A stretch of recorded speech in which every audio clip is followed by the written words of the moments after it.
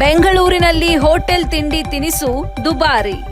ಇಡ್ಲಿ ವಡೆ ಕೇಳಂಗಿಲ್ಲ, coffee tea ಕುಡಿಯಂಗಿಲ್ಲ. ಅಡುಗೆ ಅನಿಲ ಕೊರತೆ ಹಿನ್ನೆಲೆ ತಿಂಡಿ ದರ ಏರಿಕೆ. ಎಲ್ಲಾ ಉಪಹಾರಗಳ ಮೇಲೆ 10 ರೂಪಾಯಿ ಏರಿಕೆ ಮಾಡಲಾಗಿದೆ. ಮಧ್ಯಪ್ರಾಚ್ಯದಲ್ಲಿ ಯುದ್ಧ ನಡೀತಾ ಇರುವಂತಹ ಪರಿಣಾಮ ಎಲ್ಲೆಡೆ ಪರಿಣಾಮ ಬೀರಿರುವಂಥದ್ದು. ಬೆಂಗಳೂರಿನಲ್ಲಿ ಈಗ ಅಡುಗೆ ಅನಿಲದ ಕೊರತೆಯಿಂದಾಗಿ ತಿಂಡಿ ತಿನಿಸು ಬಲು ದುಬಾರಿಯಾಗಿದೆ. ಇಡ್ಲಿ ವಡೆ ಕೇಳಂಗೇ ಇಲ್ಲ, ಕಾಫಿ ಟೀ ಕೂಡ ಕುಡಿಯೋ ಹಾಗೇ ಇಲ್ಲ. ಅಡುಗೆ ಅನಿಲ ಕೊರತೆ ಹಿನ್ನೆಲೆಯಲ್ಲಿ ತಿಂಡಿ ದರವನ್ನ ಹೆಚ್ಚಳ ಮಾಡಲಾಗಿದೆ. ಎಲ್ಲ ಉಪಹಾರಗಳ ಮೇಲೂ ಕೂಡ 10 ರೂಪಾಯಿ ಏರಿಕೆಯನ್ನ ಮಾಡಲಾಗಿದೆ. ಇದು ಅನಿಲ ಕೊರತೆಯಿಂದ ಹೋಟೆಲ್ ಉದ್ಯಮಕ್ಕೂ ಹೊಡೆತ ಬಿದ್ದಂತಾಗಿದೆ. ಏತ ಸಾರ್ವಜನಿಕರ ಜೇಬಿಗೂ ಕತ್ತರಿ ಬೀಳುತ್ತಿದೆ.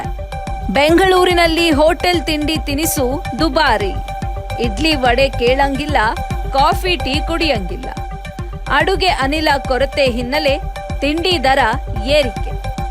ಎಲ್ಲ ಉಪಹಾರಗಳ ಮೇಲೆ 10 ರೂಪಾಯಿ ಏರಿಕೆ ಮಾಡಲಾಗಿದೆ.